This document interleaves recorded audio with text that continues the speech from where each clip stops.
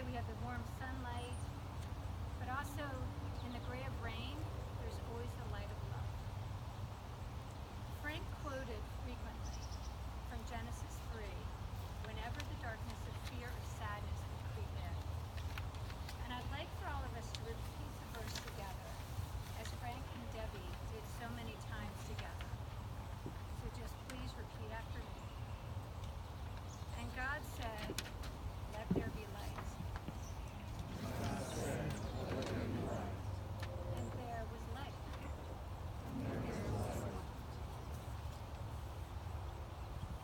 Frank made sure that the focus of their days together would be on the light of their love and not on the darkness of their difficulties during and even before his illness. As St. Francis of Assisi, the patron saint of nature, said, a single sunbeam is enough to drive away many shadows. Now we'll say the Lord's Prayer.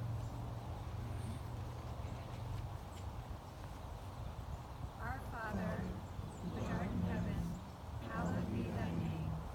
Thy kingdom come, thy will be done, in earth as it is in heaven.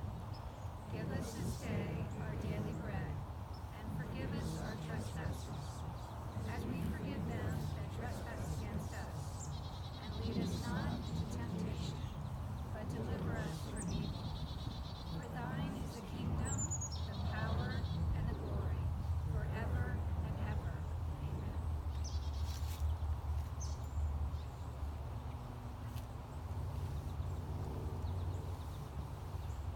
I'd like to invite Frank's dear friend Bob to share a few words, since he loved and knew him so well.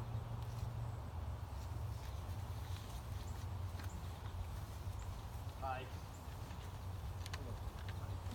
I'm Bob Loinger. I met Frank probably a little shy of 30 years ago.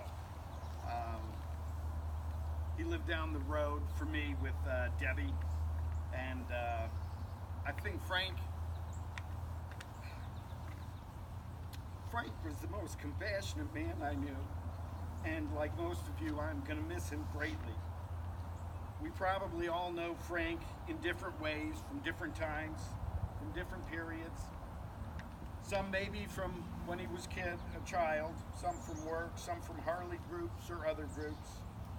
We all have a connection to Frank. He was born on August 24th, 1952, and he grew up in Damascus with his parents and his little sister, Sherry.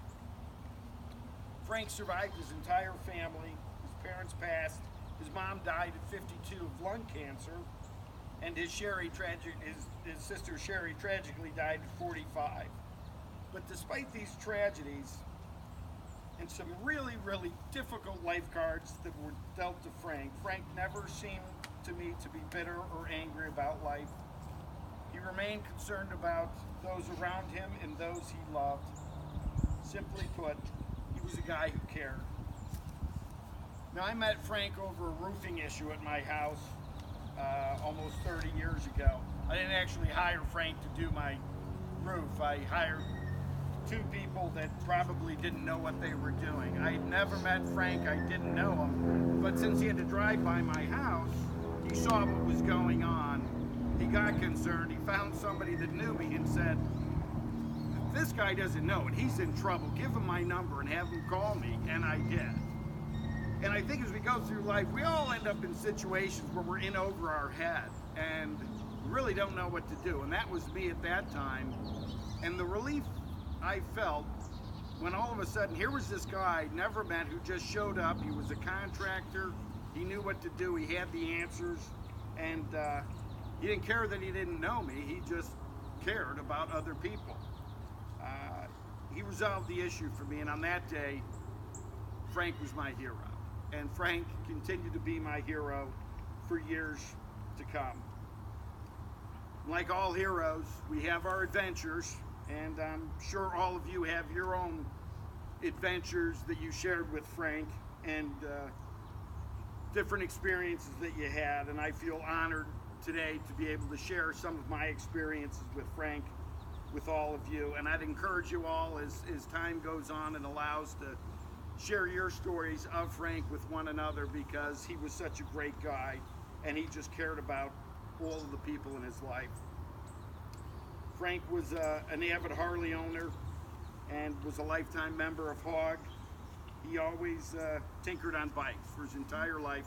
I never remember him not tinkering on something and always trying to make it better.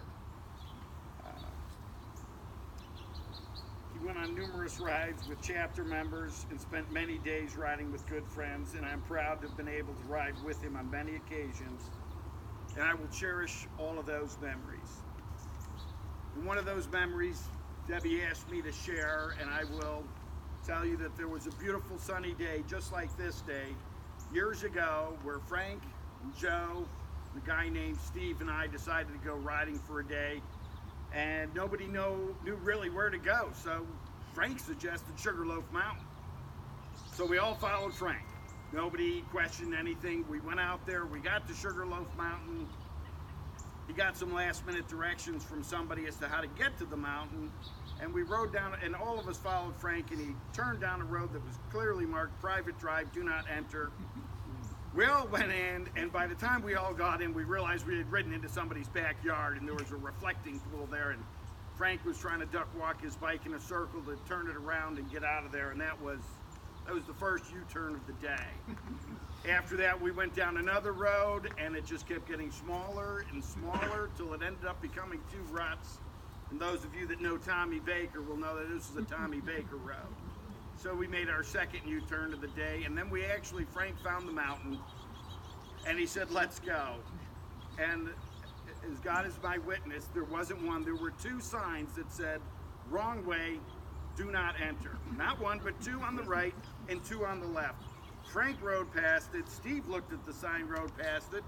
I gestured to Joe, who just kind of shrugged, and we all followed Frank. I mean, why wouldn't you? And in about 100 yards, we realized why those signs were there as traffic started coming down.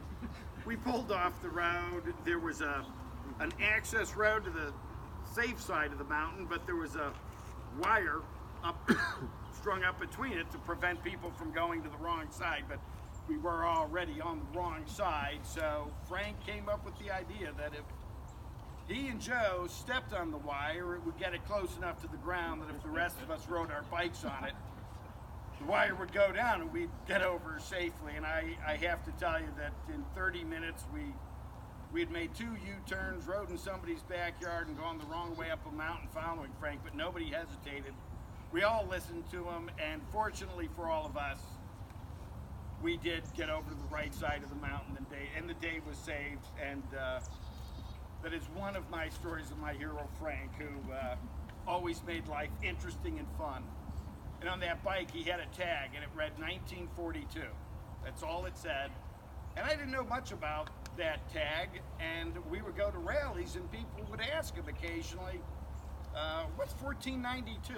If you're a history buff, you know that's when Columbus sailed the ocean blue.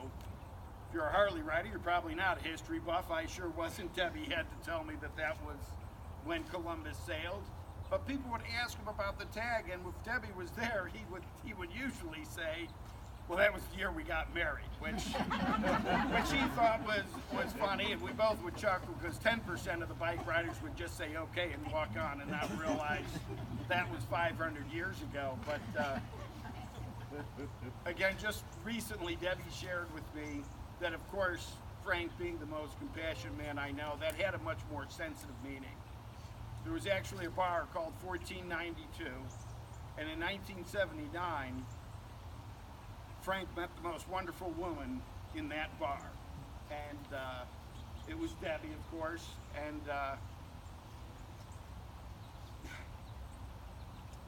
they met, they fell in love, they became friends, they moved in almost immediately, they got married in 1984, and lived their whole lives as each other's best friends. And I think that their relationship is really what a relationship should be. Their commitment to one another, it goes beyond words. I have no words to describe it, but they were wonderful for each other.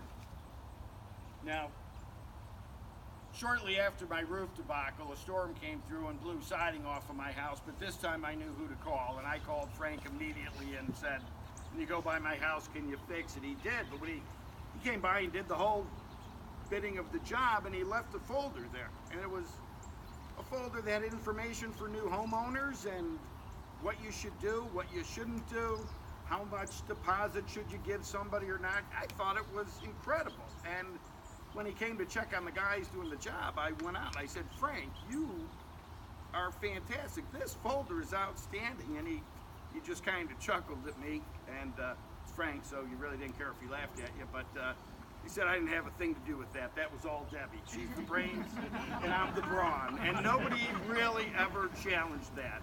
And they were perfect for one another. I just am at a loss of words, but they fit each other, and their commitment to each other was just outstanding. Frank spent probably his entire career in the construction industry. With the help of Debbie, he built his own company, Custom Exteriors and Remodeling. He specialized in building custom additions, master suites, great rooms, garages, etc. I'm fortunate enough to live in a house that he did. Frank had a great ability to listen to a customer, understand their wants and needs, and translate it into such a beautiful vision. I know that none of them ever thought it could be what it was, but Frank could always see that vision in any property he touched. He loved to see his customers happy, and he was probably one of the fairest guys I know.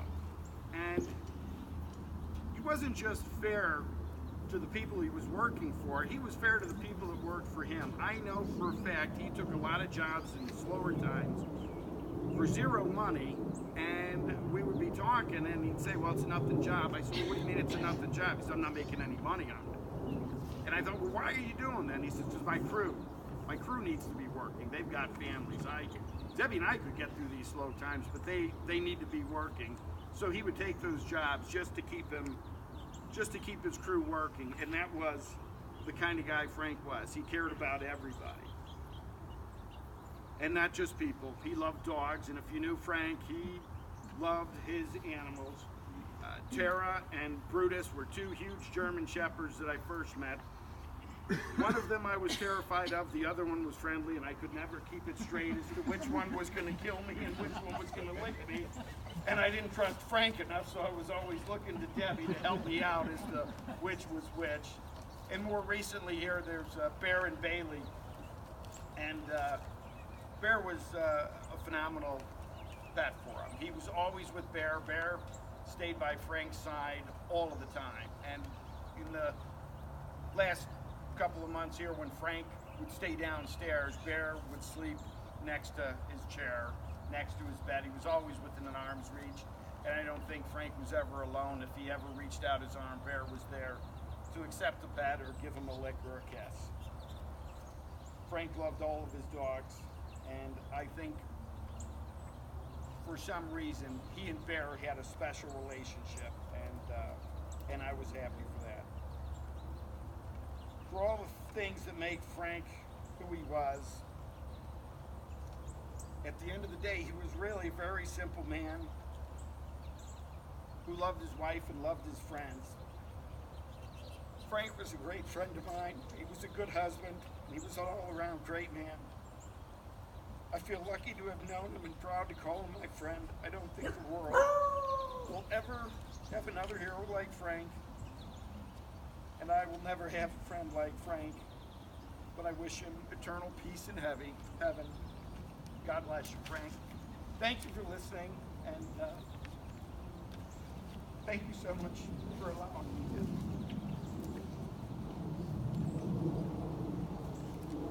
Thank you for sharing. Yeah, thank you, Bob. And I know you all have your stories, so share them. Thank you, Bob. Well, as Bob mentioned, that Frank and Debbie have a beautiful love story. I say have, because their love is eternal. Like Bob said, they met in 1979, and Debbie said it was love at first sight. They shared many interests together, especially having motorcycle adventures on their Harley, being involved with their friends as active members on the local Harley-Davidson chapter, teacher and with adopting their dogs, Bear, who is with Frank now, and Bailey, who is taking good care of Debbie. Debbie shared with me that no matter where they were, their favorite place was being together, especially here. Frank, as you all know, deeply loved Debbie. He showed her in every way the very simple acts of love. He wasn't one for the big, dramatic display of romantic gestures, but he made sure that Debbie felt and knew that he loved her every single day. Through hiding little love notes where she could find them. And Frank was still writing her love notes, even when he was in hospice. During their life together, she mentioned a particular flower that she'd like to have for the garden or a landscaping idea. He would listen and then surprise Debbie with a mum she mentioned just in passing, already planted by the time she got home from work. Or notice that Frank had planted special flowers to attract the hummingbirds that they liked to watch together. His love came from a deep awareness of how lucky he was to have Debbie as his wife. Let him know, in her own way, how much he was loved by her. Frank knew how hard life could be. He knew how rare and truly miraculous their love was. When the rest of the world would try to invade their peace, they would always remind each other, nothing matters but what is between us. Everything else is just BS. Frank felt that he had been given extra time on this earth because he had a few close calls with death. So even though in his heart he didn't want to have to leave, he was deeply grateful for the extra time he did have with Debbie. So he would tell her, let there be no dark days. Be happy. Don't sit around and cry. You could have died a long time ago. I believe that he knew that his love was always going to surround her and make her strong. So I thought this next prayer from St. Francis of Assisi described how Frank lived his life. We can say it together if you like. Lord, make me an instrument of thy peace. Where there is hatred, let me sow love. Where there is injury, pardon. Where there is doubt, faith. Where there is despair, hope. Where there is darkness, light. And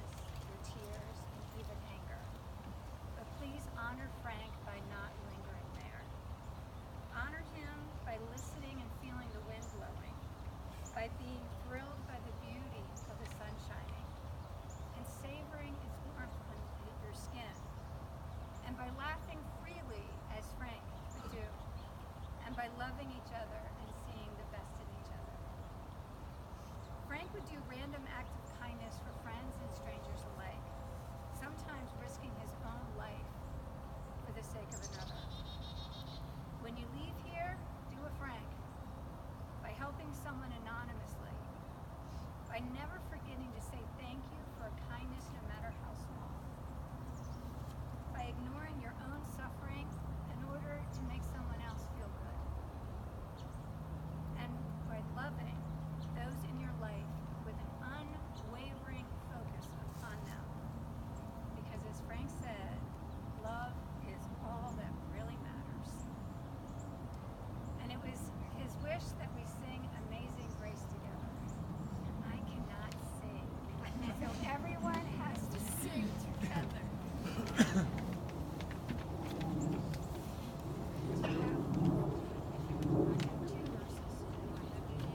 Okay, so who can sing? Anyone? I'm really not being modest. When you hear my talking, it's like I can't sing. Let's get started. All right. Amazing grace, how sweet the sound that saved a wretch like me. I once was lost, but now am found. Was blind, but now I see. This flesh and heart shall fail, and mortal life shall cease. I shall possess within the veil a life of joy and peace. Thank you all for being here, and continue to share your stories, and especially laugh together. That's what you want. And thanks for the great day, Frank.